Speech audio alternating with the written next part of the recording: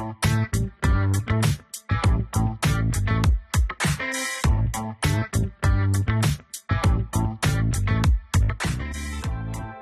to Running on Ice, the coolest community in freight. I'm your host, Mary O'Connell, bringing you the latest tech updates, warehouse news, and everything happening in the cold chain world. Not only is there the coolest show in freight, but there's Running on Ice, the newsletter that could not be colder. You can subscribe to that on FreightWaves.com/runningonIce.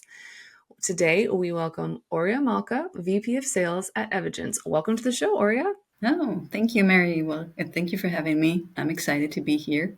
I am excited for this today because we are kind of diving into some of the cooler things behind reducing food waste and freshness dates. But before we get too far into that, let's get some background on you and how you got started at Evigence. Yep, thank you. So I've been in various industries and I've joined Evigence a few years back. I was really excited hearing of their innovative technology and how their mission is to reduce waste in the world. So yes, they're bringing something really innovative. Not many companies have this technology out there.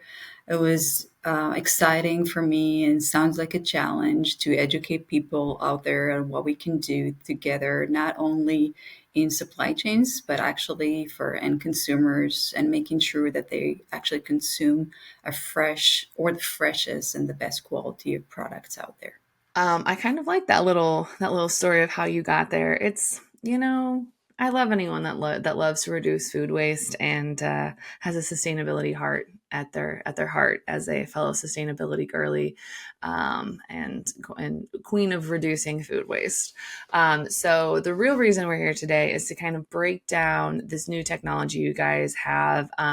Do you mind kind of explaining the core tech behind the Fresh Sense and how this chemistry embedded QR code works? Because that's a lot of very weird. That's like a lot of words that are like, oh, that's weird. What does that really mean? So do you mind kind of just breaking it down for us? Yeah, sure. So this is really exciting. Our technology is actually a chemical process, but this sounds alarming. It's alarming, but it's really not. Our sensors, they mimic in a very accurate way the degradation of products and provide, in essence, the remaining shelf life of the product they're monitoring using the data that we capture from the sensors with our app. So what we do essentially is combine data with our sensors to give the users in the best accurate way the remaining shelf life of the product we're monitoring. Because you are right. You have those the when you say it's a chemistry sensor, like I'm expecting people in a lab like dumping things together and like swirling it around and straight out of like a TV show. But it's actually much more approachable and easy to manage. What really kind of drove you guys to create this solution and say like, oh wait, we can take this technology and kind of widely use it versus kind of just the traditional method of like, I don't know, we picked it on the field on this date and it should be on the shelves by this time for freshness? So day code systems today, they don't take into account any temperature conditions. So whatever we have on products that, they're picking a date code and applying that on the products, they don't really reflect the true remaining shelf life or freshness of the product we're consuming. So this is where Evigence decided to change that, to challenge that, and give consumers and companies out there a better and more measurable, more objective way to measure freshness. So this was kind of like our highest motivation to develop this product to give and empower consumers and companies to measure freshness and quality in a better way. I think there's such a huge gap in that area, excuse me, because you have a lot of like, there's a lot of, but Freshness, born on Best Buy, like it was picked at this location, and like we're kind of getting there, but ultimately at the end of the day, like you're kind of just guessing. Like even yesterday, I went to go buy some strawberries, and I didn't know how long they had been sitting there. I didn't know anything. I just kind of had to like look at them and go, I don't know, it seems good enough. But I mean, there's been so many studies published lately about how, inefficiencies in the supply chain have taken like a third of our food, or I don't know if it's like a third, but a heavy percentage is lost due to just supply chain inefficiencies. And then that's before we even get to, waste from a grocery store because they thought they were going to need 10 pounds of oranges and they only needed 8, which I'm sure a grocery store goes through a lot more than 10 pounds of oranges. But for the sake of an example, and so it really is kind of like it's highlighting all these inefficiencies and all these different things. And, consumers are becoming a little smarter. They want to know where things are from. They want to kind of know where their food originated. And I mean, more power to them. I love it. And I think anything that we can do to really reduce the amount of waste, because that also leads to food insecurity that a lot of people have to deal with and mess with. And that I feel like there's a huge gap in this space that you guys have kind of slid in to say, don't worry, we're here to save the day. Yeah, I completely agree. Yeah, definitely. So you guys you have this new solution that comes in and says, hey, we're going to solve all your problems, basically. I might embellish a little bit, but essentially you're going to come in and solve everyone's problems. What kind of feedback have you guys gotten from your early adopters or the people that have already implemented the solution? Has it been like, this is game changing, or has it been like, holy cow, where have you been my entire life? So yeah, so there's both reactions actually. So prospects and companies that are already working and have started to adopt our technology have been very excited about what's out there for them, the opportunities and how they unfold into two avenues. The option for them not only to reduce waste and to reduce credits with their customers, but also with the opportunity to extend shelf life, right? Because date goods today tend to be conservative, and the opportunity with knowing the true remaining shelf life of a product is actually giving them the power to actually extend the shelf life of a product and not only just say, this is the shelf life of a product. You can actually know that even though the date code says 3 days, you might have 5 days on it because you kept your supply chain intact. The other side to that is that they now have the ability to measure and control their supply chain end to end. So this is where they feel really excited because they can look back on the suppliers and say, we can work together. They have more control. They have more knowledge. They have more data to base their SOPs on. They have more knowledge to get to data driven decisions.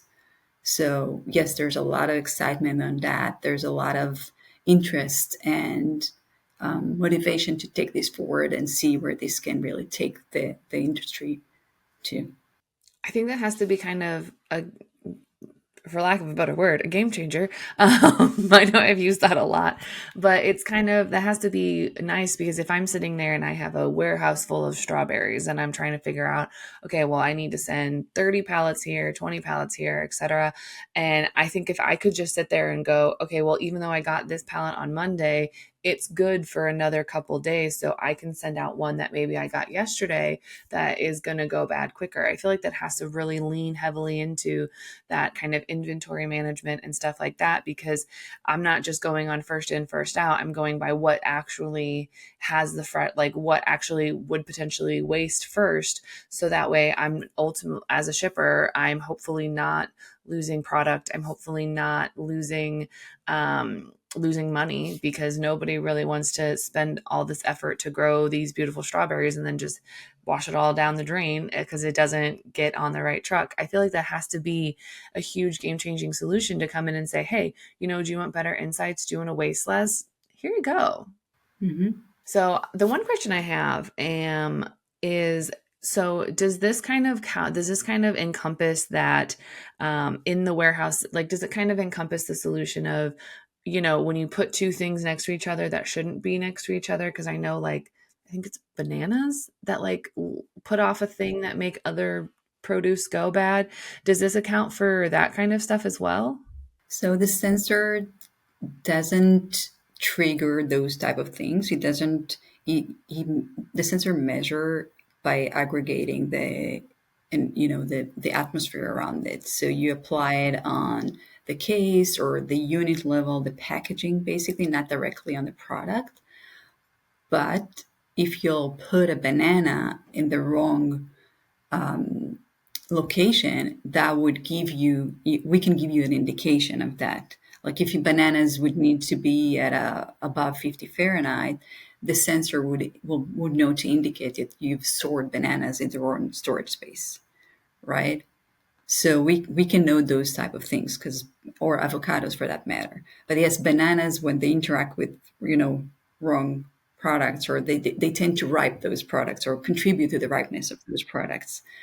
But we do not know, like, to give that indication of close proximities between, because we're not going on the very like single unit of, like, we're approved for indirect contact with food, so it's just on the package. Well, what are some, I know we've touched on a couple, but do you mind kind of breaking down some extra examples of how this technology has really come in and improved supply chain efficiency and ultimately done my favorite thing of reduced food waste? Yeah, so kind of like to go back on our solution and how it helps with variations on shelf lives and those type of things, with and how we contribute to reduce waste and improve the quality and freshness that our prospects or customers are delivering to the market.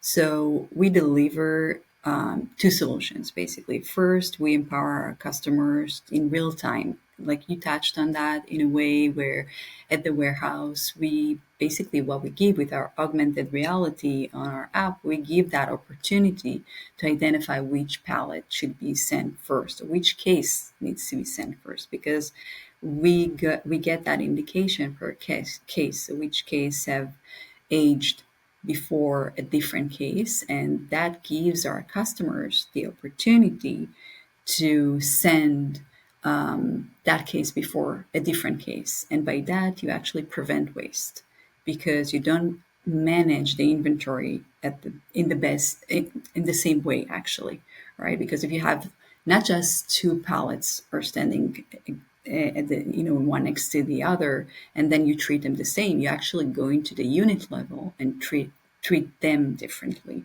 And by that, you also ensuring that you provide the best quality to your customer, but you also preventing waste.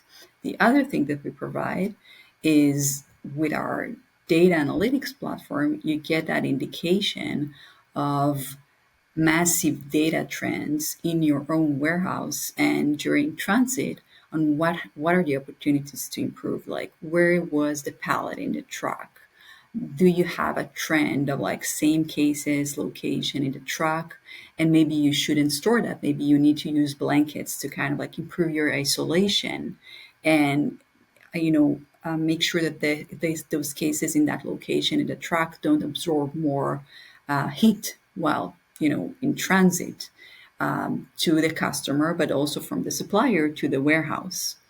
And you can also use data within the warehouse to identify storage spots within your warehouse that maybe age faster. So those are the type of things that you can leverage our data analytics platform to become smarter in a way, and kind of like leverage the sensors and the entire technology to rotate your inventory better and make sure that you're pushing a freshest product out there, but also kind of like preventing the waste and making sure that you're managing your inventory better. That aggregation on like a big level, like, I love it. I'm sold. I'm sold, because that way, if you have a warm spot in your warehouse, that if there's, like, when you mentioned the blankets in the truck, I wouldn't have even thought of that as a solution until probably like 20 solutions down the road of just toss a blanket on it. It's fine. Instead of just, oh, why do we have problems with one out of every 10 pallets we put on this truck? Great question. Don't know. Probably just It's hot, it's summer, I don't know. But that is absolutely fantastic. But man, that like when you zoom out at a bigger level, look at you guys go. Coming literally coming in and saving the day. So through this kind of technology, you guys are more or less kind of killing a date code, if you will. Like something comes in, it puts a date, this is when it came in, and it should go out this day. You guys are really turning that upside down by saying, no, we're going to go off freshness. We're going to go off of however long we think this has left in its lifespan. We're going to send that out first to make sure that we're reducing waste.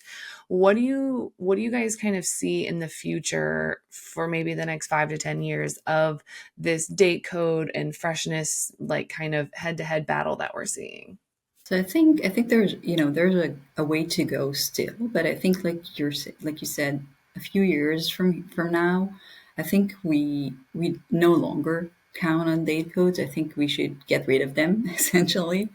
I think we will have sensors or labels that are smarter. A smart label like such as ours will provide customers such as ours that want to enable their customers with a true remaining shelf life, true freshness, and really provide the freshest product to their customers, but also end consumers get that indication and know to determine whether the product is fresh or not and consume the freshest product out there without the risk of you know any exposure to food burn or anything like that. I assume that would happen first on maybe more sensitive products such as seafood or maybe that would be, but that would take a few years. But I think that would be our vision to get to a point where we just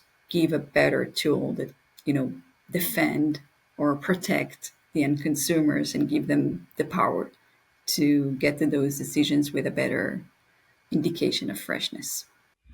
As someone who has been taken down by a foodborne illness one time in her life, um, much appreciate it, because no one should have to sit through suffering because they trusted their food and it just was a oopsie. It happens, you only can control what you can control.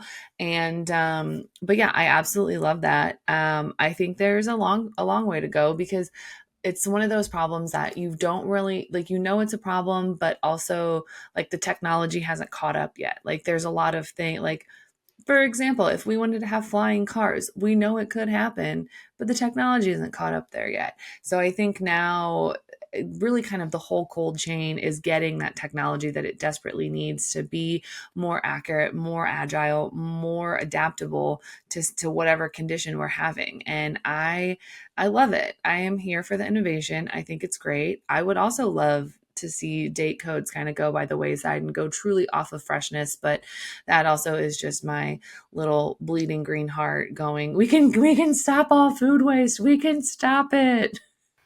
Yeah. So that brings us to probably one of the hardest questions you might get asked all day today, but it's one question that we ask everyone on the show. So are you ready for it? I am. Is cereal considered a soup? I think not. I think it's not a soup. Were you hoping I'll say yes? No, I am team. It's not a soup, but there are people that are out there that think that could get on board with classifying it as a soup. And I'm just like, they're in two separate aisles of the grocery store. Like, I don't know what to tell you. Definitely. No, no, it's not a soup. No, no way. It's And just a they, breakfast thing. it is. And some people are like, oh, it's a breakfast soup because if you add milk and then it gets warm, then it's like a soup. And I understand where they're coming from. However, I do not agree. Me neither. I'm glad that you're on the right team here. I'm happy to be on your team any day. All right. So if anyone has any questions for you on your breakfast cereal classification or how to improve their freshness, where can they find you outside the show?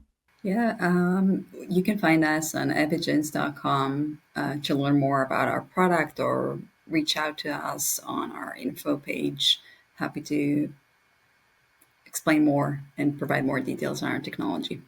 Awesome. You guys heard it here first. Evigence's DMs are open. So slide on into them because they got the answers for everything. I'm convinced that you guys have the answers to everything. Thank you so much for joining us today. Thank you so much for having me.